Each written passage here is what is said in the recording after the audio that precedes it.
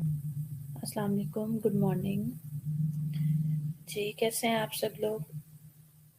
6 students online हैं सिर्फ, बाकी सब कहाँ टेस्ट के डर से गायब हो गए? बाकी स्टूडेंट्स को भी मैसेज दें, लेक्चर का टाइम हो गया है, ज्वाइन करें।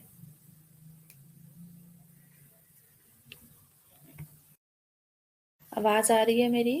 वालेकुम अस्सलाम खान सा बीबी। ओके, अच्छी बात है, गुड।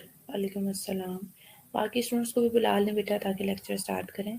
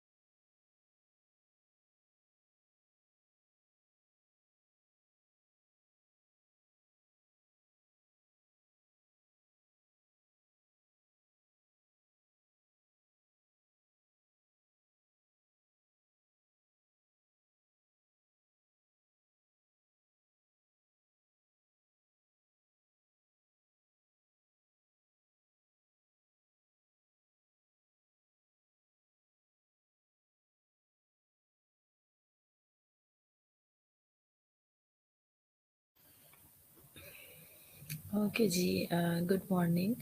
स्टूडेंट्स अभी तक नहीं आ रहे। I have just 12 students. और जो असाइनमेंट दिया था, कौन कौन पढ़ के आया है, कौन कौन तैयार करके लाया? सबसे पहले ये बताइए कि कौन कौन असाइनमेंट रेडी करके लाया है, किसने पढ़ा है?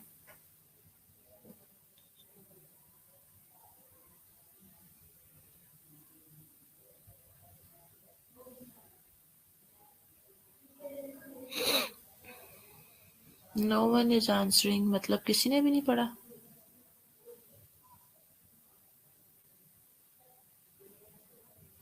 ओके, समर ने किया है। और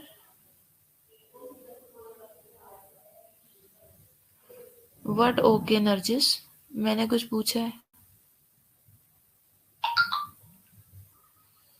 निम्रा सुहेल ने किया, और किसी ने नहीं किया?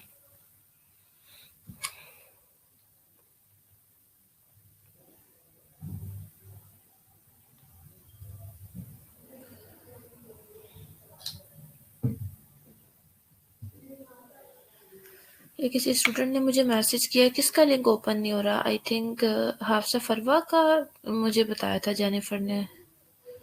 तो आप कम्युनिकेट कर दें। मैंने कल भी बताया था आपको कि ये एडमिन के जो लोग हैं वही इस चीज़ को रिजॉल्व कर सकते हैं, बिकॉज उनके पास ये लिंक्स हैं। तो कल भी बताया था, वहाँ किसी से कम्युनिकेट कर लें एडमिन में से, तो वही आपके लिंक का प्रॉब्लम सॉल्व कर सकते हैं, मैं नहीं कर सकती। अच्छा जी, सिर्फ सारा ने जो है लेक्चर जो असाइनमेंट दिया था वो रेडी किया है, समर ने? अच्छा, और सारा ने किया, 2 स्टूडेंट हो गए। और जी?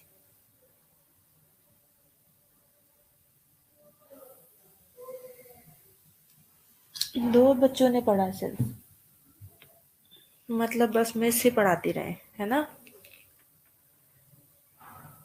इतना स्लो स्लो क्यों आ रहे हैं आप लोग? मेरी आवाज़ नहीं आ रही क्या?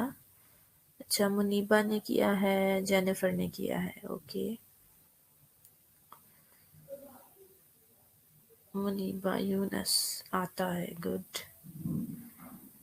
चलें फिर पहले थोड़ा सा टेस्ट हो जाए या फिर पहले थोड़ा पढ़ लें उसके बाद टेस्ट हो? जी, पहले टेस्ट हो जाए या पहले थोड़ी सी पढ़ाई बताइए।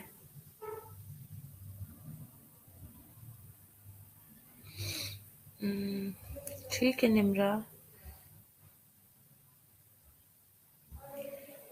अच्छा जी, समर टेस्ट, ओके। चलें जी, जो भी जिस स्टूडेंट ने अबाउट माइग्रेन एक टॉपिक मैंने आपको दिया था और हेडेक, उसके बारे में जो भी पढ़ा है जल्दी जल्दी से मुझे बताते जाएं। कोई थोड़ी बहुत ज़्यादा डिटेल बताने की ज़रूरत नहीं है, ज़ाहिर इतना आप टाइप नहीं कर सकते। डेफिनेशन मुझे बता दें, सिम्टम्स क्या होते हैं पेशेंट के, ठीक है, और क्या ट्रीटमेंट है, how to diagnose the patient, यही 3-4 हेडिंग्स होती हैं, आपको पता है। जॉन को आवाज़ नहीं आ रही, कोई जो है मैसेज करके बता दे जॉन को कि वो अपना इंटरनेट कनेक्शन जो है वो रिफ्रेश कर लें, बिकॉज मेरी आवाज़ तो सब बच्चों को जा रही है, सिर्फ जॉन को नहीं आ रही। तो कोई स्टूडेंट उसे मैसेज कर दे बेटा। चलें, आई एम वेटिंग। आपको मैंने क्वेश्चन थ्रो किया है अबाउट माइग्रेन और हेडेक, एटलीस्ट उसकी डेफिनेशन, पेशेंट की क्लिनिकल प्रेजेंटेशन क्या होती है, how to diagnose the patient and what is the management. तो जिस स्टूडेंट को भी जो जो याद है, जो आपने पढ़ा है, शॉर्टली आप मुझे बताएं।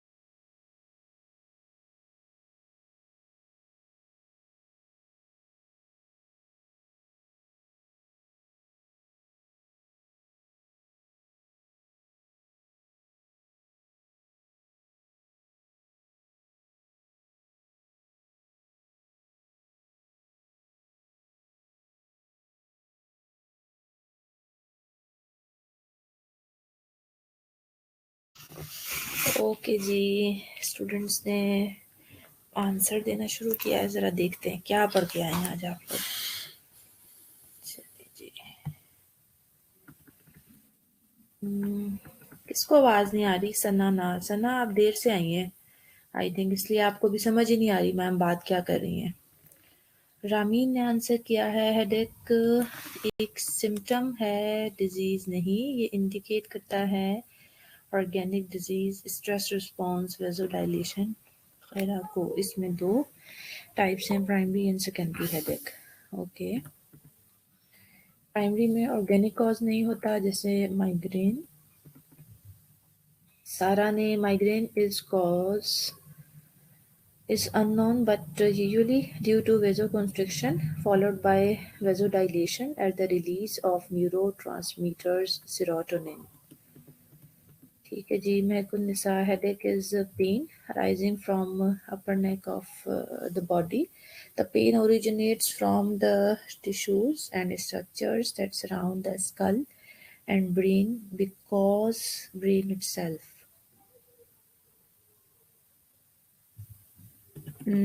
Okay, Sarah, right. Supply to cerebral part of the brain is slow. सही है. Migraine is a symptom characterized by periodic and recurrent attacks of severe headache lasting for 4 to 72 hours. It is further divided into subtype that is with and without aura. Okay, Jennifer ne headache is a very common complaint. It is a symptom rather than a disease entity. Okay Rameen secondary में organic cause होता है जिससे brain tumour वगैरह. Okay जी. और किसने reply किया है? निम्रा ने. Migraine is unilateral pain. It is a severe headache may last for 2 to 72 hours. It is deep steady pain with the associated features such as photophobia and GI symptom nausea, vomiting, usually caused by depolarization of neuron in brain. Neuropeptide is released. Good.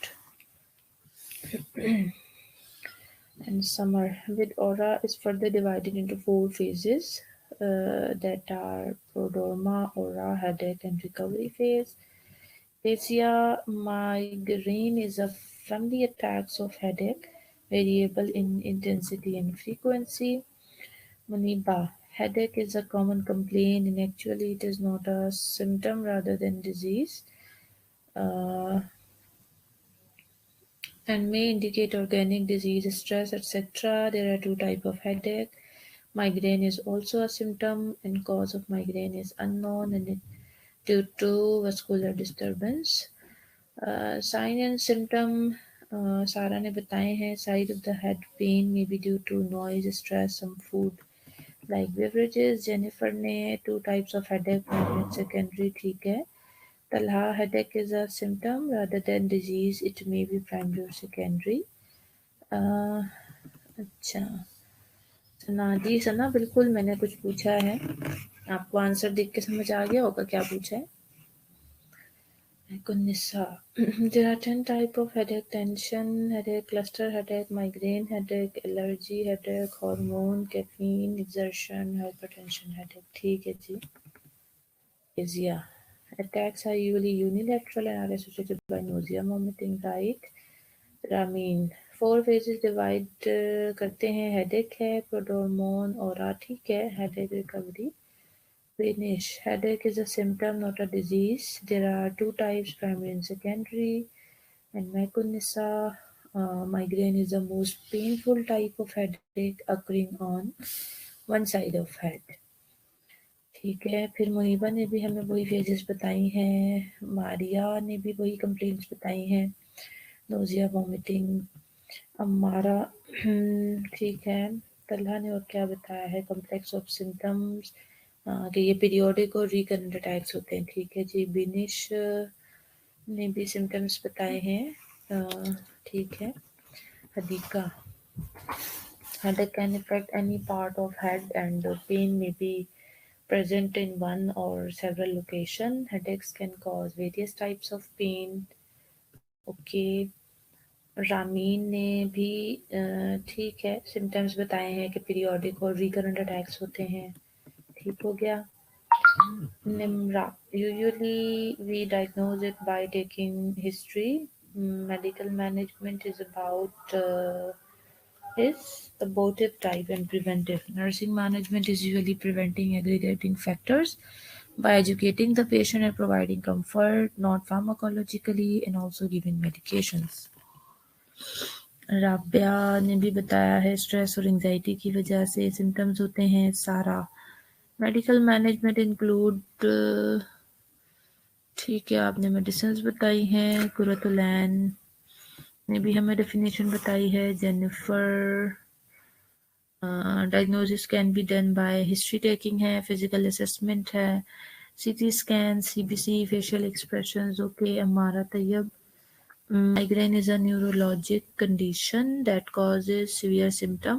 It is the pain of one side. Mekunisa ने trigeminal neuralgia भी थोड़ा सा discuss किया है हमारे साथ। Trigeminal neuralgia एक chronic condition है that effect your trigeminal nerve, right. अच्छा, तलहा ने भी वॉस्कुलर डिस्टर्बेंस की कॉज बताई है हमें हेडेक की। केजिया यू आर राइट कि माइग्रेन को तो खैर नहीं, लेकिन अगर कोई हेडेक हो तो जाहिर है फिर उसके लिए हमें देखना पड़ता है ये MRI CT स्कैन वगैरह करवा के। ठीक है, रामीन नर्सिंग मैनेजमेंट लिखा है आपने बेटा, आगे लिखा नहीं क्या नर्सिंग मैनेजमेंट है। सारा प्रोफाइलेक्टिक ट्रीटमेंट है जिसमें डाइटरी रिस्ट्रिक्शंस हैं। ओके जी। समर ट्रिगर्स ऑब्वियसली जो हैं उनसे प्रिवेंट करना है। ठीक है, गुड। मुनीबा इंजेक्शन ऑफ सोमेटिपाइन मिथाइल, ठीक है, आपने फार्माकोलॉजिकल मैनेजमेंट बताई है रामीन ने दोबारा। अच्छा, सिम्टोमेटिक ट्रीटमेंट अब यहाँ लिख दिया है। हमारी Abdullah headache is pain arising from head and upper part of the neck. Danish migraine is a neurologic condition that causes severe symptom. ठीक है Muniba, treatment is also include dietary modification. Rabia ने ट्राइजेमिनल न्यूरल्जिया का बताया है कि ये कंडीशन है जो कि इफेक्ट करती है ट्राइजेमिनल नर्व को। ओके।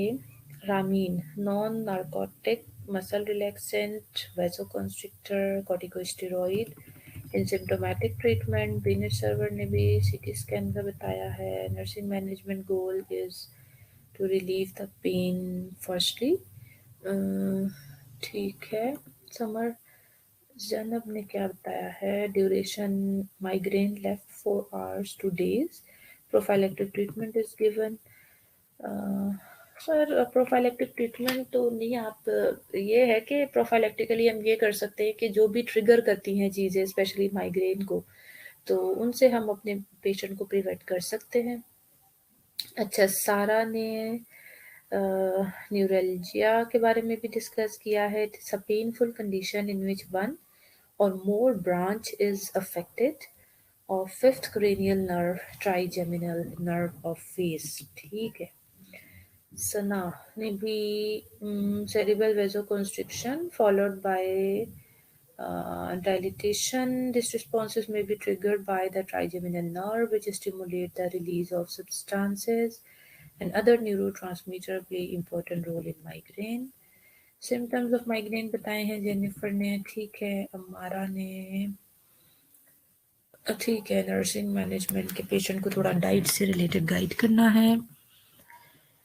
समर ने ठीक है, नर्सिंग मैनेजमेंट यानी पेशेंट एजुकेशन, फार्माकोलॉजिक मेजर बताई हैं एंड चेंज इन हैबिट है। फिर तलहा ने फेजेस डिस्कस किए हैं और केजिया ने फिर वही पेशेंट एजुकेशन है, मील के बारे में डिस्कस किया है। ठीक है, रिपीट हो रहा है ये। ठीक है जी, और कोई चीज़ मुनीबा ने भी ट्राइजेमिनल न्यूरल्जिया के बारे में ही बताया है। बिल्कुल ठीक है, पेनफुल कंडीशन होती है। कुरुतुलैन, ठीक है, Qurratulain Dinesh mood changes is also in the marginal patient. ठीक है, क्योंकि जाहिर है पेन होता है पेशेंट को, तो हमें अगर वैसे ही थोड़ा सा भी पेन हो या कोई प्रॉब्लम हो तो हमारे भी मूड स्विंग्स होते हैं, तो माइग्रेन का पेन तो बहुत ज़्यादा ही पेनफुल होता है, तो इसलिए। ओके, जेनिफर ने हमें न्यूरल्जिया का सेकंड नाम भी बताया है। सारा Morris neuralgia include trigger factor. ठीक है जी। ओके। और Muniba causes of neuralgia is not found but viral origin may be suspected। Qurratulain ने हमें बताया है कि हेडेक बाइलेटरल हो सकता है, माइल्ड और मॉडरेट पेन हो सकता है।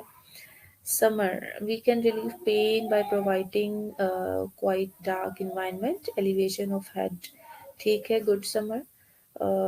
Nursing management of trigeminal neuralgia, providing post-operative care, patient is instructed not to rub the eyes and preventing pain। मैं तो निशा ने डिस्कस किया। ठीक है, गुड बेटा। इसका मतलब है कि आज कुछ बच्चे जो हैं वो पढ़ के आए हैं, गुड, अच्छी बात है। चलिए, अच्छा जी, मुनीबा ने कुछ और, ठीक है मुनीबा, आपने डायग्नोसिस डिस्कस किए हैं हमारे साथ कि हम किस तरीके से जो है वो चीज़ों को फर्दर डायग्नोस कर सकते हैं। ये अगर माइग्रेन को तो खैर यूजुअली यही है बेटा कि इसका कोई कॉज नहीं होता, आइडेंटिफाइड कॉज नहीं होता, उसको हम नहीं कुछ भी कर सकते। तो जो उसके अलावा ज़ाहिर है कोई ऑर्गेनिक कॉज के साथ पेन होगा तो उसमें हम सीटी स्कैन एमआरआई वगैरह करवा के देख लेते हैं। ओके, वही चीज़ें तकरीबन रिपीट हो रही हैं। ठीक है, गुड। हम लास्ट टॉपिक क्या पढ़ रहे थे? आई थिंक आइस का जो इन्फ्लामेशन है वो कहाँ तक पढ़ लिया था, मैं ज़रा चेक कर लूँ। मुझे यही याद आ रहा है कि हम सेकंड जो टॉपिक था आई इन्फ्लामेशन का, जो हमारी सेकंड पीपीटी थी, वो स्टार्ट करना है। बिनिश ले तो सकते हैं बेटा पेनाडोल माइग्रेन के लिए, बट पेनाडोल इफेक्टिव नहीं होती बिकॉज और सब, क्योंकि एक जो सिंपल हेडेक हो ना उसमें तो फिर भी पेनाडोल इफेक्टिव होती है, लेकिन जो माइग्रेन का पेन है वो इतना शदीद पेन होता है कि कोई फ़ायदा नहीं होता लेने का।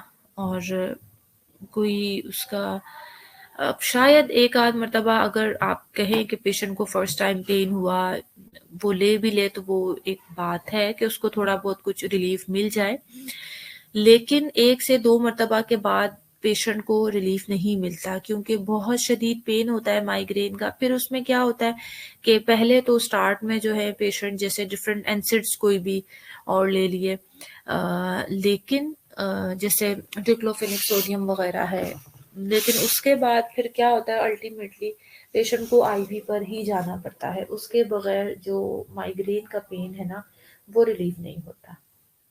ठीक है, इंडरॉल या सकते हैं पेन में। अच्छा हमारा इंडरॉल देखो इस तरह से नहीं ले सकते विदाउट एनी प्रिस्क्रिप्शन, बिकॉज इंडरॉल जो है दैट इज अ वेजोडाइलेटर है बेसिकली ना। ठीक है, वेजो कॉन्स्ट्रिक्शन होता है माइग्रेन में, सेरिब्रल जो ब्लड सप्लाई है वो थोड़ा कम होता है, उसकी वजह से ये प्रॉब्लम होती है, लेकिन विदाउट प्रिस्क्रिप्शन आप वेजोडाइल इस तरह से नहीं ले सकते कोई भी वेजोडाइलेटर। अच्छा, नरजिस ने क्या कहा है, माइग्रेन के पेशेंट धूप में नहीं सकते ज़्यादा देर के लिए क्योंकि उनको पेन स्टार्ट हो जाए। जी हाँ नरजिस, यही बात आपसे मैं बेटा डिस्कस कर रही हूँ कि जो माइग्रेन है उसका कोई कॉज नहीं है, बट उसके जो ट्रिगरिंग फैक्टर्स है ना वो डिफरेंट है। यानी कुछ लोगों को किसी चीज़ से एलर्जी होती है तो उसकी वजह से उन्हें माइग्रेन स्टार्ट हो जाता है। कुछ लोगों को जैसे ये धूप से मसला होता है, कुछ लोगों को बहुत ज़्यादा सर्दी से मसला होता है, कुछ लोगों को कोई चीज़ खाने पीने वाली किसी चीज़ से जो है प्रॉब्लम होती है, तो उसकी वजह से उन्हें माइग्रेन स्टार्ट हो जाता है। हाँ, ठीक है हमारा, यही मैं आपसे बात कर रही थी कि अगर डॉक्टर ने प्रिस्क्राइब किया, क्योंकि देखो बेसिकली वेज़ोडाइलेशन होना और फिर इंडिरोल कोई ऐसी लाइट टैबलेट नहीं है कि वो माइल्ड सा आपके पेशेंट की वेज़ोडाइलेशन करती है। ज़ाहिर है वो प्रॉपर्ली जो हमारे पास हाइपरटेंसिव पेशेंट होते हैं उनकी रेगुलरली उनकी डोज़ होती है इंडिरोल, वो उनकी वेज़ोडाइलेशन इतनी ज़्यादा मतलब मेंटेन रखती है। ठीक है, तो विदाउट प्रिस्क्रिप्शन हम नहीं दे सकते। ओके, सना नाज ने ट्रीटमेंट शेयर किया है, निम्रा ने जी ट्रिगर्स शेयर किए हैं हमारे साथ, और ऐसा ही है जी बिनिश, माइग्रेन सारी लाइफ के लिए ही रहता है, लाइफ टाइम में माइग्रेन कभी जान नहीं छोड़ता। ये पर्सनली भी मैंने काफ़ी पेशेंट्स देखे हैं और बुक्स में भी ऐसा ही लिखा हुआ है, लेकिन पर्सनली भी मैंने देखे हैं। बस एक रेमेडी मेरी नज़रों से गुजरी है, बट आई डोंट नो अगर कोई उसको ट्राई करेगा तो ही उसके कोई रिजल्ट्स पता लगेंगे। बस मैंने ये सुना है कि अगर एम्प्टी स्टमक मॉर्निंग में जो है अगर एक एप्पल लिया जाए, एप्पल खाने से मैंने सुना है कि कुछ जो माइग्रेन के अटैक्स हैं उनमें कमी आ जाती है, माइग्रेन का जो प्रॉब्लम है वो काफ़ी हद तक रिजॉल्व हो जाती है, फ्रीक्वेंसी उसकी कम हो जाती है थोड़ी। तो अगर कोई, बट आई डोंट नो, ऐसा कोई मैंने शेयर किया था 2-3 लोगों के साथ, मेरे आसपास 2-3 माइग्रेन के पेशेंट्स हैं, लेकिन अनफॉर्चुनेटली उन्होंने भी इतना रेगुलरली उसको नहीं फॉलो किया और मेरी भी उसके बाद फिर इतनी उनसे बात नहीं हो सकी। सो ये ज़रूर है अगर किसी के साथ कोई प्रॉब्लम है तो वो ट्राई कर सकता है। आई इन्फ्लेमेशन की आई थिंक बस थोड़ा सा ही हमारा रह गया था, वो हम पढ़ लेते हैं, 2-3 स्लाइड्स आई थिंक मुझे याद आ रहा है रह गई थी। फिर हमारा ENT कंप्लीट हो जाएगा आज इंशाल्लाह। फिर हम क्या करेंगे, बर्न्स आपको पढ़ाना है, बर्न्स की तरफ मूव करेंगे। बर्न्स की 1 या 2 क्लास में जो है हम बर्न्स कंप्लीट करेंगे। Then we will move towards okay, उसके बाद हमारा सिर्फ रेस्पिरेटरी सिस्टम के कुछ टॉपिक रह जाएंगे। हाफ में आपको पढ़ा चुकी हूँ, अपर रेस्पिरेटरी ट्रैक्ट इन्फेक्शंस पढ़ा चुकी हूँ, आई थिंक लंग एब्सेस भी पढ़ा दिया होगा, लंग कार्सिनोमा भी पढ़ा दिया था। तो थोड़े से बीच में से टॉपिक्स रह गए हैं, ARDS रह गया है, रेस्पिरेटरी फेलियर रह गया है, इस तरह से। तो वो इंशाल्लाह हम पढ़ लेंगे। सो कोर्स कंप्लीट हो जाएगा हमारा जी।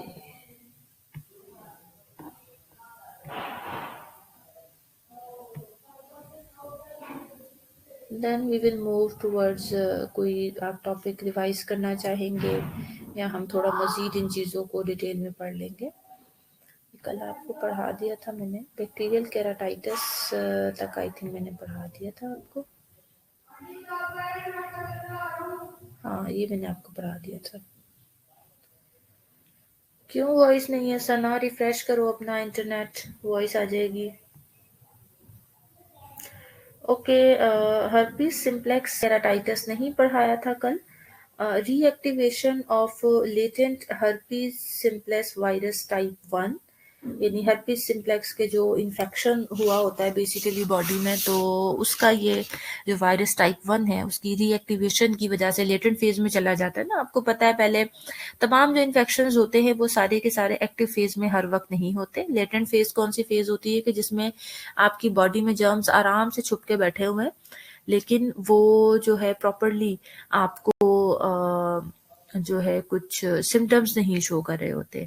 ठीक है, तो उससे वो एक्टिवेट हो जाता है दोबारा से।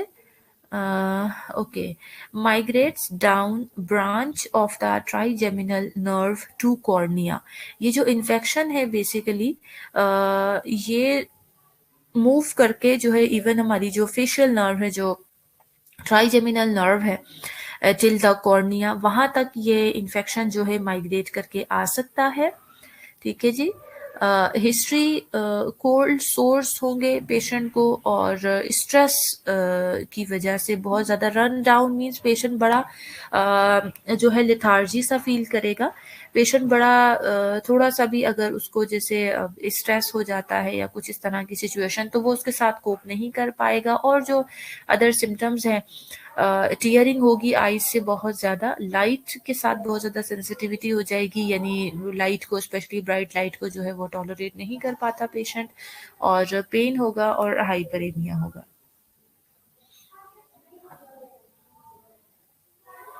कल बताया था हाइपरेमिया मैंने, क्या होता है हाइपरेमिया? किसी को याद है या भूल गए?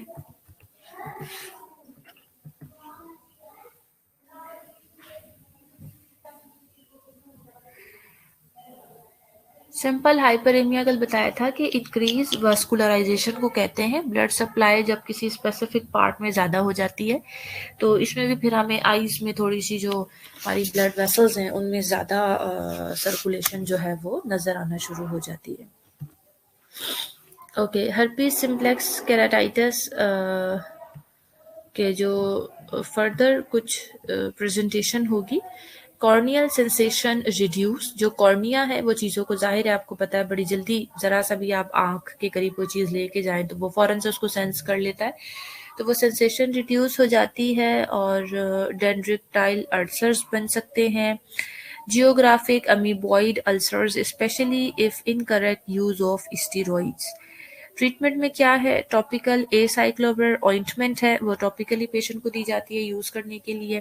फिलहाल साइक्लो पेंटोल है। ठीक है, इसकी दो फर्स्ट एपिसोड जो है एसाइक्लोविर 400 mg पर ओरल दी जाती है TDS 10 to 21 डेज के लिए।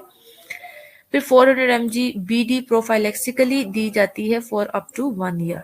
Topical steroid to minimise scarring, topically हम एसाइक्लोविर के साथ जो है स्टेरॉइड भी दे देते हैं कि वो जो कोई भी जो है उसके अंदर स्कार फॉर्मेशन ना हो सके।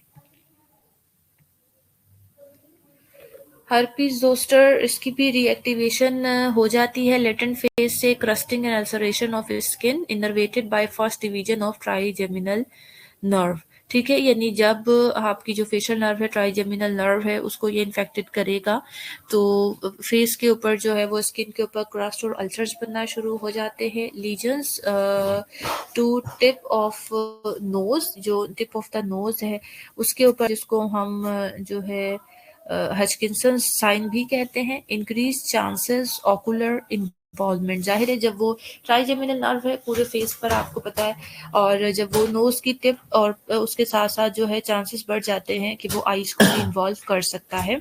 ये हर्पीज जोस्टर का जो इन्फेक्शन है। ओरल एसाइक्लोविर है within 48 hours of onset of vesicles 800 micro milligram 5 days तक और फॉर 7 days तक, नो इफेक्ट इफ लेटर। ठीक है, acyclovir ointment within 5 to 7 of onset of vesicle, वो जो छोटे छोटे वेसिकल्स बनते हैं उसके ऑनसेट के 5 से 7 दिन के अंदर अंदर एसाइक्लोविर ऑइंटमेंट लगाने के लिए दी जाती है। ऑकुलर कॉम्प्लिकेशन इंक्लूड कंजक्टिवाइटिस हो सकता है, यूवेइटिस हो सकता है, केराटाइटिस हो सकता है, सक्लेराइटिस हो सकता है और ऑप्टिक नर्व न्यूराइटिस हो सकता है।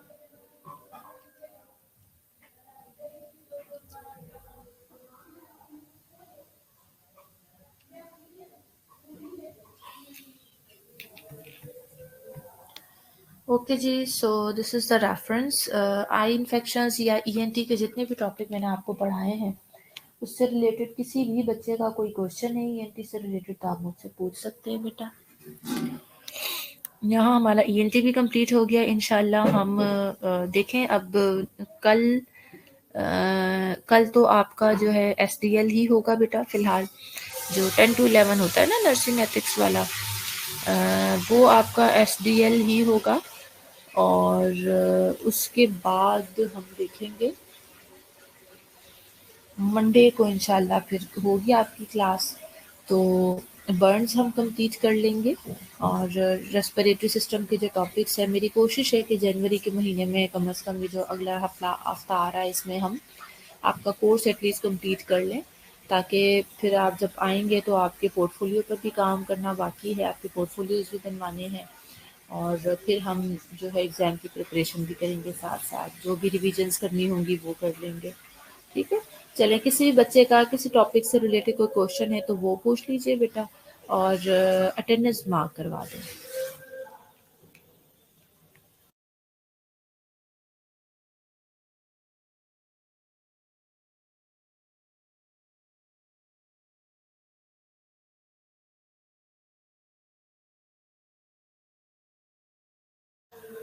बेटा मारिया, फ़िलहाल मैं कंफर्म नहीं बता सकती कॉलेज ओपन होने का, बिकॉज़ अभी तो तकरीबन पिछला पूरा हफ्ता हम टीचर्स भी कॉलेज नहीं जा रहे, we are working from home, कुछ कोरोना के केसेस की वजह से, सिचुएशन की वजह से, तो इसलिए मैं कंफर्म नहीं बता सकती अभी। बहरहाल आपको जैसे ही हमें कोई मैसेज मिलेगा आपके साथ हम कम्युनिकेट कर देंगे।